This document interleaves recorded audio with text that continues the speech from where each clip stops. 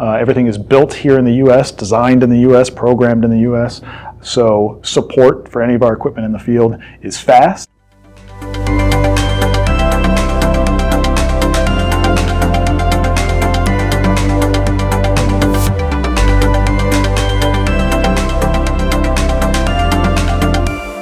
Sure. Like any biocide or treatment plan, application design is the first step and the most crucial step. PureLine has a team of engineers and salespeople to help walk through that process. Any project that PureLine's involved in, we have a multitude of meetings before a generator or system is designed and built and delivered.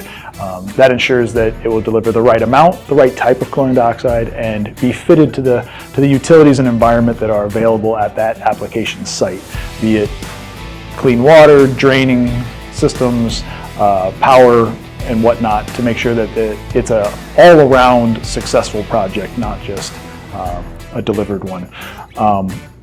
We have a full field service team. Everything is built here in the U.S., designed in the U.S., programmed in the U.S., so support for any of our equipment in the field is fast. We stock every part used to build our equipment, so turnaround times if something has failed or broken in the field is very short, so that we can keep machines up and running.